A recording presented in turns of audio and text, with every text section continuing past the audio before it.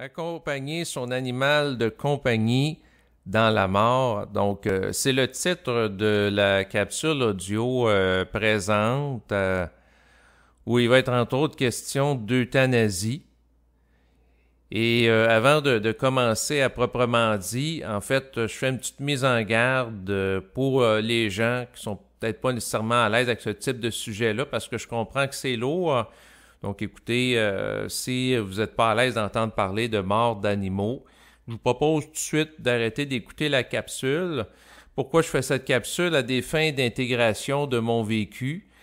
Et une de mes optiques quand que je prends la parole, c'est d'être capable d'étudier différents sujets avec ma conscience, ma sensibilité. Puis des fois, en le parlant à voix haute, il y a des prises de conscience supplémentaires qui peuvent se faire.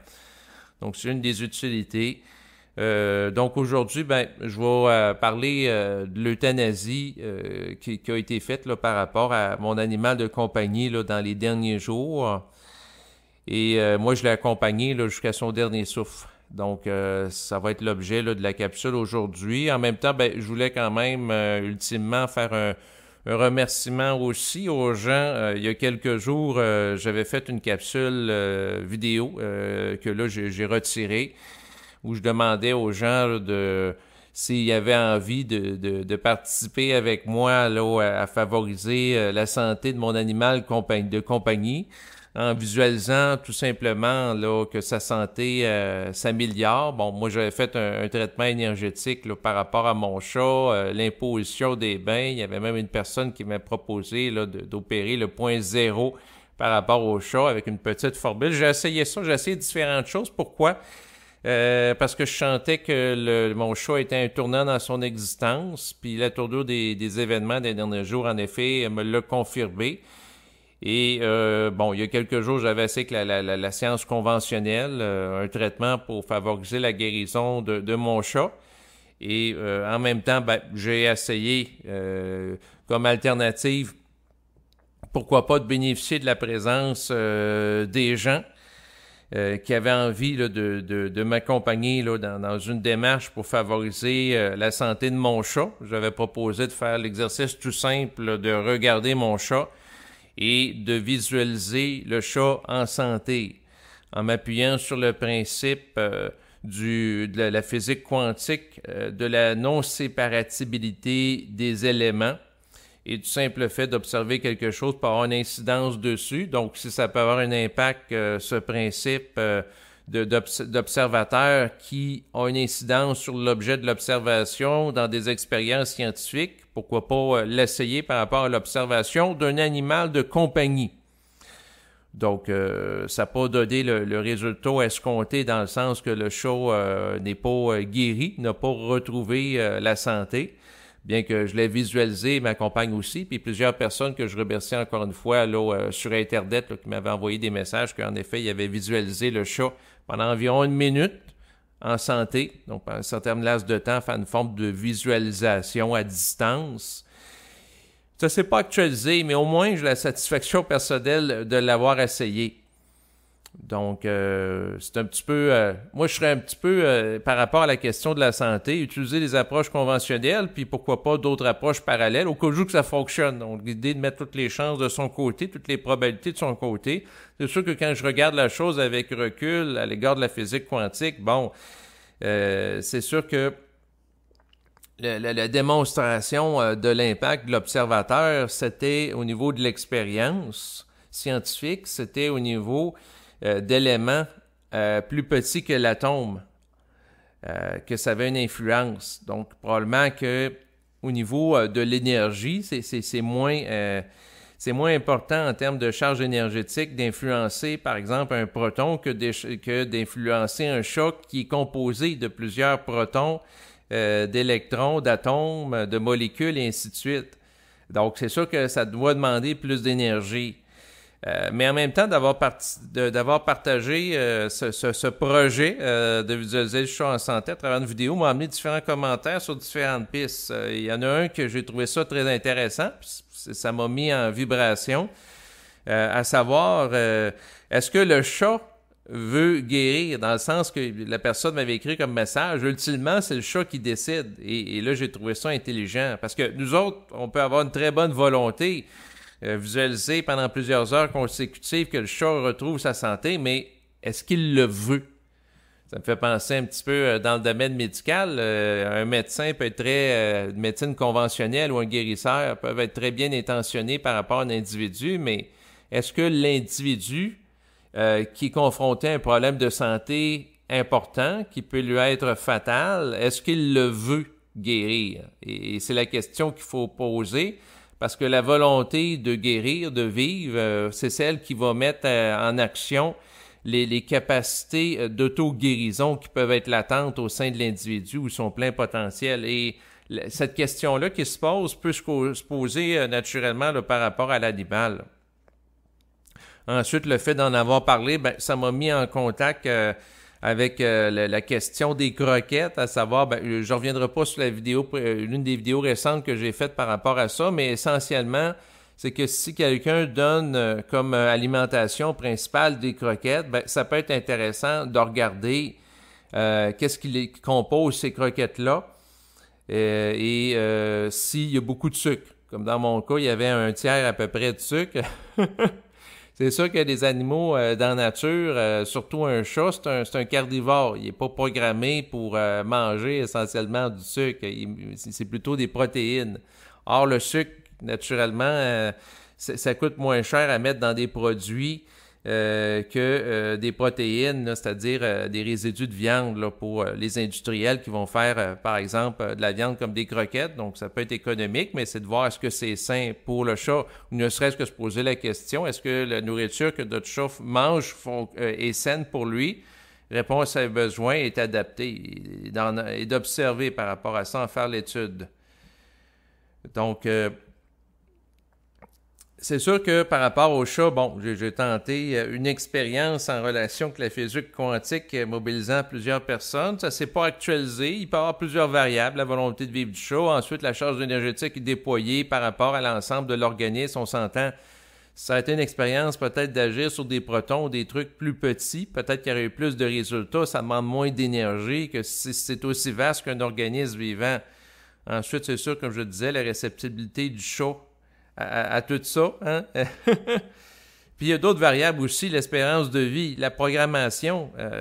Donc, c'est sûr que dans mon cas, par rapport à mon chat, en plus d'avoir une tumeur suite à analyse en laboratoire qu'on a vu que c'était un cancer, bon, bien, il y avait aussi le fait qu'il était âgé de 16 ans et qu'il y avait un problème d'insuffisance rénale. Donc, sur la radiographie qui avait été prise par rapport à lui, on voyait que les reins étaient plus gonflés, puis la vétérinaire avec laquelle j'ai parlé, dans le fond, m'expliquait que si les reins ne fonctionnent pas comme il faut pour filtrer le sang, ce qui arrive, c'est que progressivement, le chat va s'intoxiquer dans son organisme parce que les reins ne filtrent pas les éléments qu'il absorbe comme il faut. Ensuite, ça va lui donner des nausées. Et s'il y a des nausées, eh bien, il n'y aura pas le goût par la suite de se nourrir. Parce que, dans le fond, quand quelqu'un a envie de vomir, il n'a pas le goût de manger. C'est le même principe qui s'applique à l'animal. Donc, c'est ce qui pouvait expliquer pourquoi, dans les derniers jours, il avait non seulement diminué sa consommation de nourriture, mais dans les jours qui ont procédé son décès, là, donc vendredi dernier, il ne mangeait plus. C'est sûr, un être vivant qui a continuellement la nausée parce que les reins ne fonctionnent pas comme il faut, il ne veut plus manger. S'il ne veut plus manger, ben, il se laisse dépérir.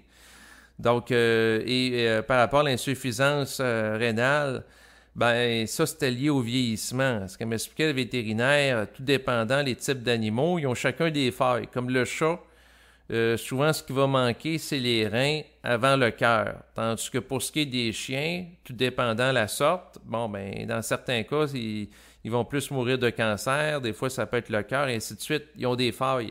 Et ça, c'est en fonction des différents types d'animaux. Et par rapport au chat, ben, c'est sûr que même s'il aurait été, comme expliquait la vétérinaire, même s'il aurait été, on y aurait enlevé la tumeur liée au cancer, ça n'aurait pas réglé le problème par rapport à l'insuffisance rénale. Et probablement ce qui est arrivé, c'est qu'elle m'expliquait, elle dit, ben, des fois, il y a des chats qui, après un certain nombre de temps qu'ils n'ont pas mangé, ils ne veulent pas se remettre à manger. Puis là, ils se laissent dépérir, puis là, ils deviennent squelettiques. Et ils se laissent dégrader là, au fil des jours. Là, c'est vraiment pas beau à voir. Bref, par rapport au chat, j'étais confronté à une voie un petit peu sans issue, parce que même si on l'opérait par rapport à la tumeur, ben, il y aurait plus ça qui est arrivé. Ensuite, il y a peut-être des métastases qu'on ne voyait pas, qui étaient propagées dans l'organisme à l'égard du cancer. Donc, ça, on ne pouvait pas le voir. C'est sûr que... Puis il y avait une bosse aussi proche de l'autre bosse. Fait que peut-être que c'était une autre métastase parce que la bosse, avant que ça fasse une plaie qui se mette à saigner, c'était une petite bosse sous la peau qui a pris de l'ampleur au fil des jours. Elle a augmenté de grosseur. Puis à un moment donné, ben, la peau s'est ouverte.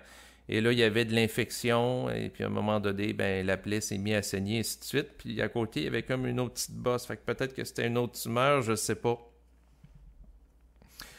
Bref, il était dans une voie sans... Il n'y avait pas vraiment d'issue. Donc, c'est ça. Par rapport à l'euthanasie, ma compagne et moi, on était là vendredi passé en après-midi chez le vétérinaire.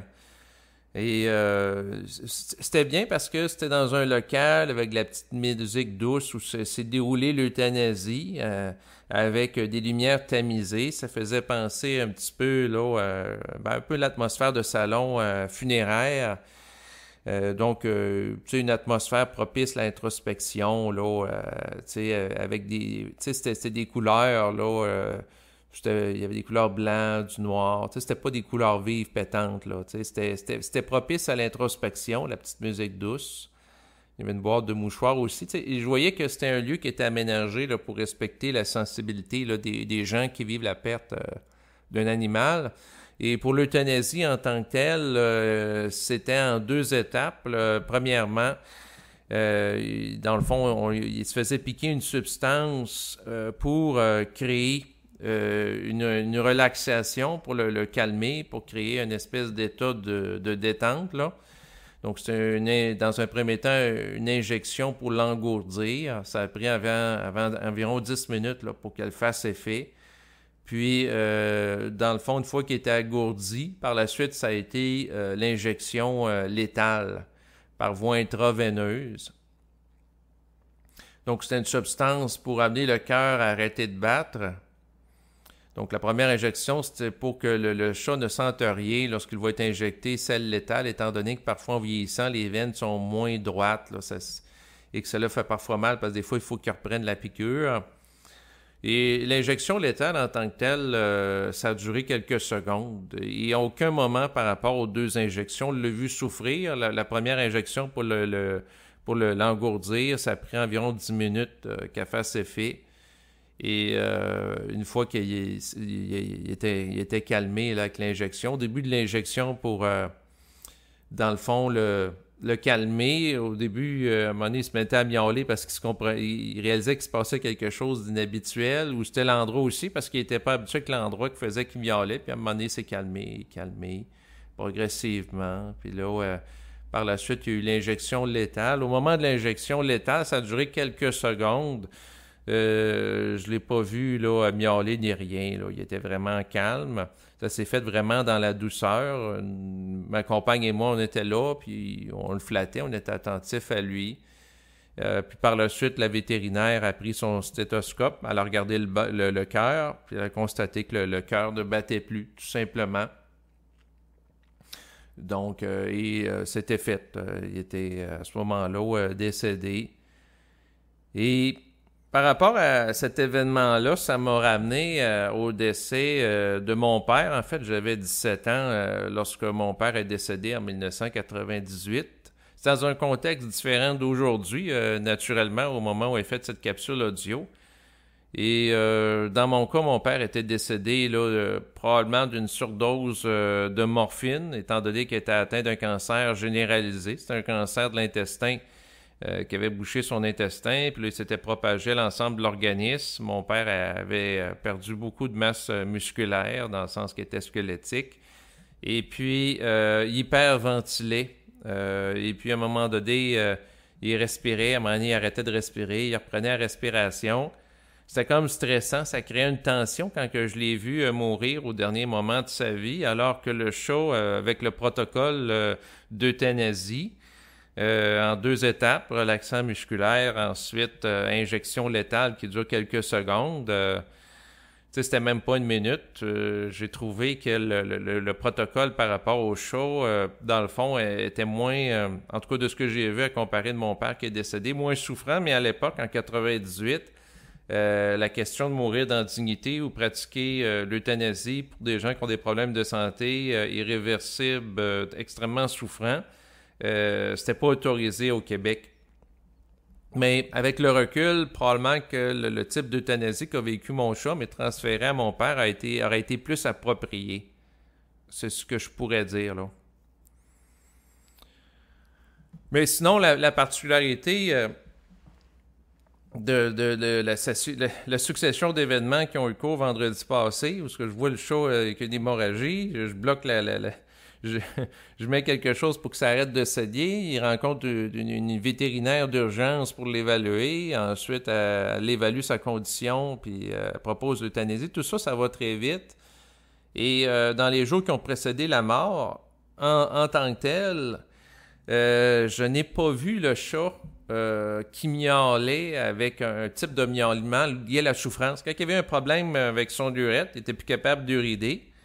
Là, il miaulait, puis on sentait que c'était souffrant là, par rapport au son qu'il émettait. Tandis que là, le chat restait calme, il ronronnait. Puis, c'est ça, quand que je l'ai vu le matin avec sa plaie qui saignait, c'était un petit peu surréaliste comme situation, parce que c'était plus moi que ça mettait sous tension que lui, j'avais l'impression. Mais en même temps, comme le chat ne s'alimentait plus, bon, il buvait encore un peu d'eau jusqu'à la dernière journée, mais minime.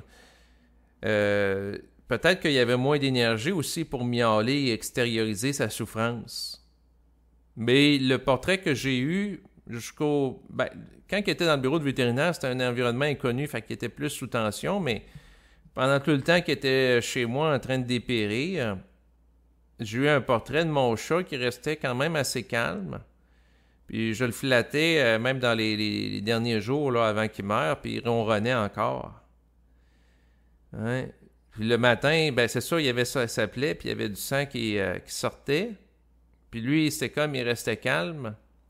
Puis moi, ben j'étais comme énervé, puis là, j'appelais le bureau de vétérinaire d'urgence, et ainsi de suite. Puis là, je réalisais que finalement, c'est moi que ma réflexion, etc., que je suis stressé. Ensuite, le chat était calme. Ensuite, j'ai été voir, c'est sûr, le bureau de vétérinaire. Eux autres sont habitués là, de faire face à différents animaux, différentes choses. Fait qu'ils ont été très calmes, très professionnels dans leur approche. Le vétérinaire qui nous a accompagnés là, lors de l'euthanasie était très respectueuse. Puis après que, dans le fond, l'animal était euthanasié, ben, elle me dit, regarde... dans le fond, moi, j'ai accepté de faire l'euthanasie parce qu'elle dit autrefois, quand elle a commencé dans la profession, elle était obligée d'euthanasier les animaux lorsque les gens le demandaient. Puis là, elle disait, ben là, c'est parce que ça donnait place à des formes d'abus, là. Style, la personne, elle a un animal de compagnie, c'est pas à la bonne couleur, on va demander qu'il soit euthanasié, et ainsi de suite. Là, elle dit, il y avait comme des caprices qui amenaient de l'euthanasie, puis elle dit, aujourd'hui, au niveau de mon code de déontologie en tant que vétérinaire, j'ai le droit d'accepter ou de refuser qu'un animal soit euthanasié, là, de faire l'acte de l'euthanasie.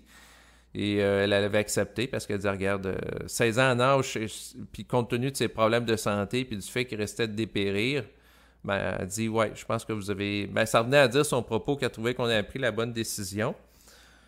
Et puis, elle dit souvent, ben regarde, les animaux vivent de 12 à 13 ans. Vous êtes rendu à 16 ans, c'est quand même très bon.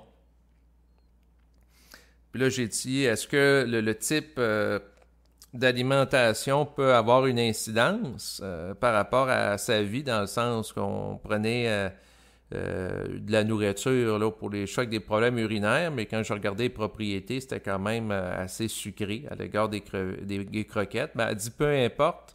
Elle dit, dans le fond, il y avait un problème d'insuffisance rénale. C'est souvent l'affaire, comme je l'expliquais tantôt, je ne reviendrai pas là-dessus là, par rapport au chat. Donc, c'est comme une question de programmation. Hein. Quand je regardais ça, ça me faisait penser un petit peu à un véhicule automobile. Dépasser un certain kilométrage, la transmission risque de lâcher ou rendu un certain kilométrage d'utilisation d'un auto, bon, ben c'est les freins qu'il faut changer, etc. Si on peut changer certains éléments. Donc, là, c'est ça, c'était quand même fondamental. On parlait des reins. Et puis, dans le fond, par rapport à tout le phénomène de l'euthanasie que j'ai observé, en réalité, ça va quand même assez vite. C'est-à-dire que l'être humain, nous autres, quand on réfléchit, avant qu'il y ait l'euthanasie la journée du vendredi, puis c'est sûr, c'est une idée qui me passait par la tête dans les jours qui ont précédé en voyant sa condition se dégrader. Je veux dire, vas-tu souffrir lors de l'euthanasie? Ça va-tu être long? Tu sais, j'étais beaucoup en mode réflexion avec mon intellect.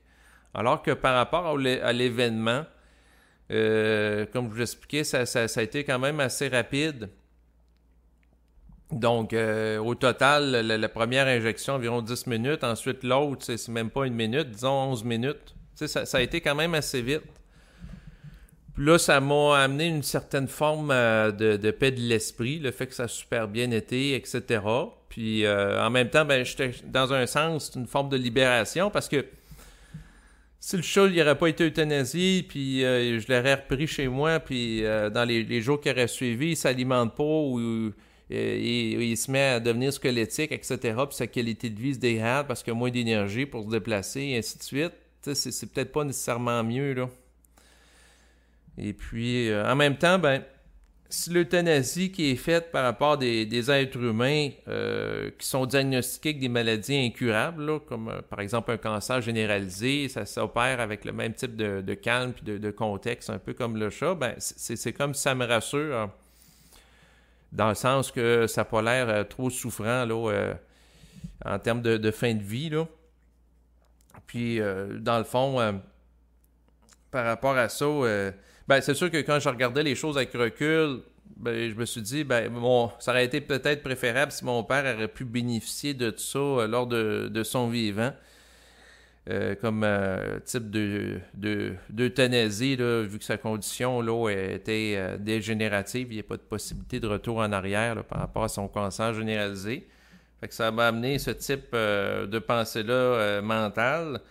Puis en même temps, ben, ça va ramener au fait que si à un moment donné, j'ai un problème de santé grave, puis j'ai à vivre l'euthanasie, bon, ben, c'est similaire par rapport à ce qu'a vécu le chat. Ça n'a pas l'air trop souffrant, là, tu sais. Parce que souvent, un des éléments qui nous crée de l'anxiété ou de l'angoisse, c'est naturellement la crainte de souffrir au moment de la mort. C'est tout à fait compréhensible.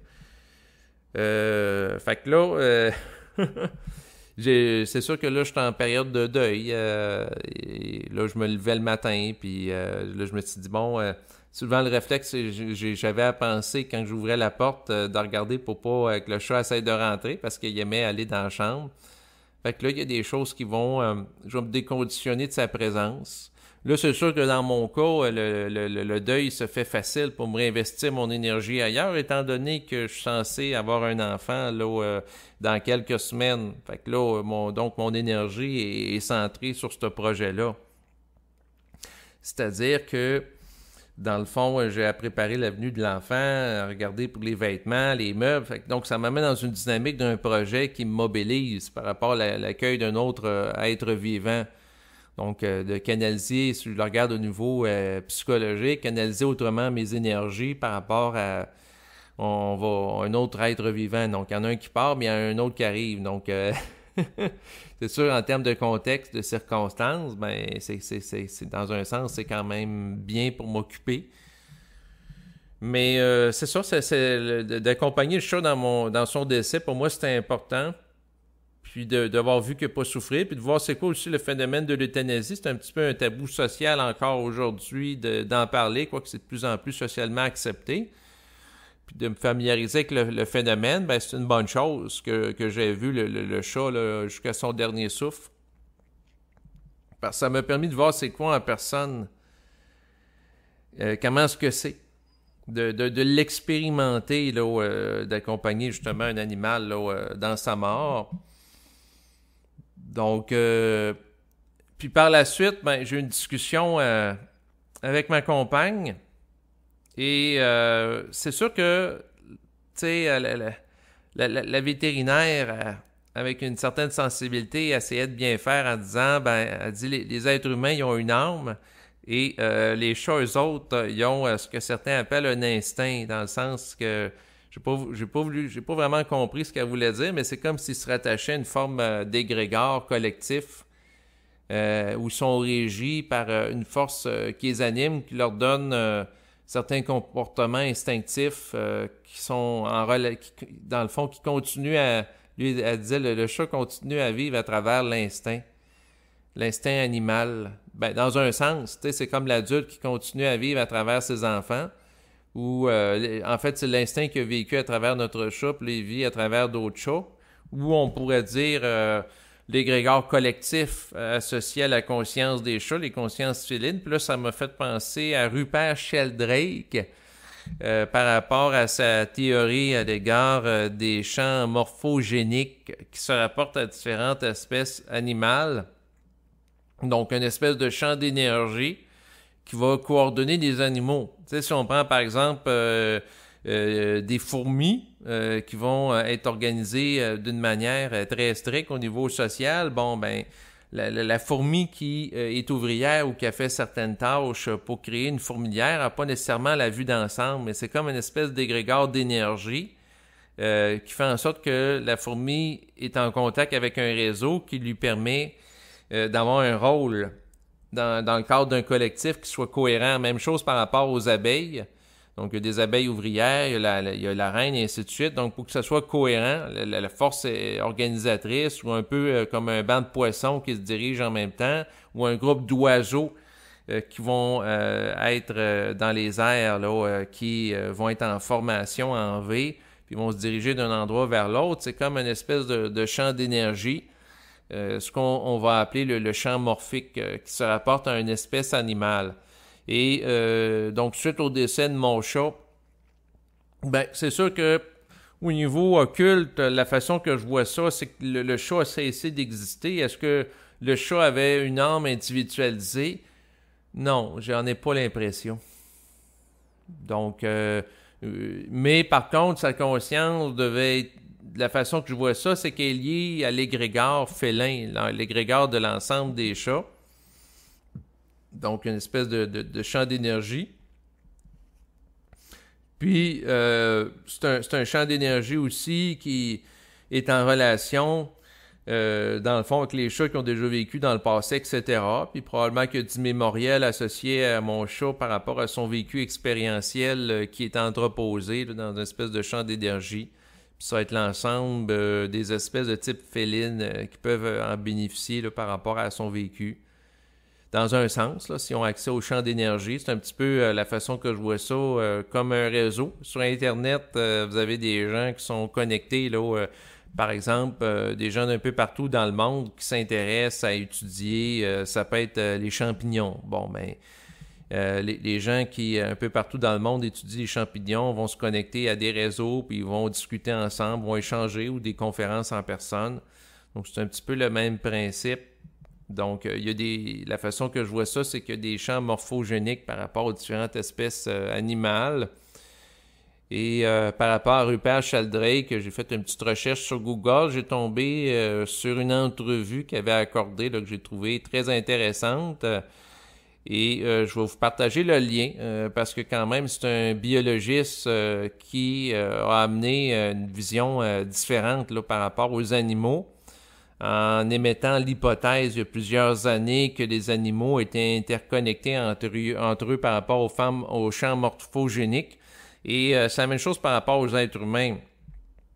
Et il disait, par exemple, dans l'enregistrement, il dit par rapport le lien mère-enfant, c'est un des liens les plus significatifs, puis une expérience qui proposait aux gens qui ont des enfants, c'est-à-dire que la mère, au moment où elle va avoir des montées de lait, c'est souvent simultanément au moment où le bébé va pleurer parce qu'il a besoin de nourriture si le bébé est allaité. Et ça, même à plusieurs kilomètres de distance. Donc, si la mère est partie faire des commissions au magasin, elle dit, ce qu'il proposait de faire, c'est que la mère prenne en note par écrit au moment où il y a une montée de lait, puis l'autre personne qui garde l'enfant, comme par exemple son conjoint, alors qu'il est parti magasiner, prennent en note au moment où le bébé pleure parce qu'il a faim. Puis il disait que ça arrivait souvent que c'était exactement le même moment. Donc la mère soit là en personne ou à des milliers de kilomètres de distance. Il y avait comme une espèce, comme si les deux étaient interreliés là, par-delà la distance, d'où, dans le fond, une observation qui irait dans le sens, ce qu'on va appeler de non-séparativité quantique, ou ce que certains appellent l'intrication quantique entre deux éléments, là, par-delà l'espace et la distance. Donc, c'est quand même intéressant là, comme phénomène. Il y en a d'autres aussi qui sont abordés dans l'enregistrement avec des exemples aussi d'expériences que les gens peuvent faire. Donc, c'est quelque chose que j'étudie ces temps-ci. Et puis, bon, je vais terminer l'enregistrement en vous disant à bientôt. Et voilà pour le suivi que je voulais faire, parce qu'il y a quelques jours, j'avais parlé que mon chat était malade et je pense que c'était comme la moindre des choses que je boucle, comme on dit la boucle, c'est-à-dire dire qu'est-ce qui est arrivé par rapport à mon chat. C'est sûr que dans la vie, ce qui arrive, c'est pas tout le temps ce qu'il faut faire plaisir à l'ego naturellement. Moi, en tant qu'ego, j'aurais aimé ça faire une visualisation individuelle ou collective qui aurait favorisé la santé du chat. Le chat retrouve sa santé, mais c'est pas tout le temps comme ça dans la vie. Et ça me ramène au principe que l'ego ne contrôle pas. Et aussi faire preuve d'une forme d'humilité parce que en réalité, on peut vouloir que le chat soit en santé, mais ça se peut que le chat le veuille pas nécessairement. Même chose pour l'alimentation. Moi, dans les jours qui ont précédé son décès, je lui montrais des bols de nourriture proches de lui, puis à plusieurs reprises, puis je voulais qu'il mange. Mais à ce moment-là, j'étais inconscient du fait que, par rapport au fait qu'il y avait une insuffisance rénale, ça l'amenait à avoir potentiellement des nausées et ne pas avoir le goût de manger pour pas augmenter les réactions de nausées par rapport au fait que son organisme n'était pas capable d'assimiler adéquatement là, les éléments qui étaient filtrés. Donc, un certain niveau d'inconscience peut amener l'être humain à vouloir ce que l'animal mange, mais en réalité, quand on comprend la dynamique dans laquelle il s'inscrit par rapport à son type de problème de santé, on réalise que finalement, c'est normal que l'animal ne veuille pas manger. Pourquoi? Parce que c'est pas agréable pour lui de manger. Donc, des fois, on veut des choses, mais si on n'est pas assez à l'écoute de l'animal ou on n'est pas assez empathique ou compréhensif de sa compréhension, à ce moment-là, les choses qu'on veut ne sont pas nécessairement appropriées par rapport au stade où se trouve l'animal. Donc, ça prend une grande sensibilité pour composer avec des animaux. Et puis, avec le recul à l'égard de tout ce qui a été vécu, c'est sûr que ça m'amène à comprendre davantage certaines choses. Bon, c'est sûr que mon animal, en vieillissant, peut-être ce que j'ai manqué, ça a été dans les dernières années, il aurait fallu que peut-être une fois par 2 ans, ou en tout cas un certain intervalle, je fasse, dans le fond, je demande à la vétérinaire un bilan de santé générale de l'animal, chose que je n'avais pas faite. Avec le recul, ou de regarder si c'était toujours pertinent de donner la même nourriture, et ainsi de suite. Donc, des réévaluations peut-être un peu plus fréquentes. Parce que moi, dans le fond, j'allais pour les problèmes de santé de l'animal, mais quand il se manifestait, je ne cherchais pas nécessairement à faire des bilans de santé régulièrement. Bon, peut-être avoir mis peut-être un peu plus l'emphase sur la prévention, mais même à ça, si après un certain nombre de temps, le rein qui vieillit fonctionne moins bien pour filtrer, quand même qu'il y ait tous les ans des bilans de santé, il y aurait eu quand même le problème d'insuffisance rénale, là, pareil, là, pour des raisons de programmation. Et cette programmation-là, c'est sûr, si on n'est pas capable de la renverser, ça amène une dégradation de sa condition qui va l'amener vers la mort, là. Donc, il faut être capable d'accepter des choses qui ne peuvent pas être changées dans la vie, naturellement. Et puis, c'est sûr que s'il y a des gens qui ont eu à faire des deuils d'animaux là, dans les dernières années, les derniers mois, je vous salue en particulier. Et là, c'est vrai, c'est ce qu'il faut terminer cet enregistrement. Merci de votre écoute et je vous dis à bientôt. Au revoir.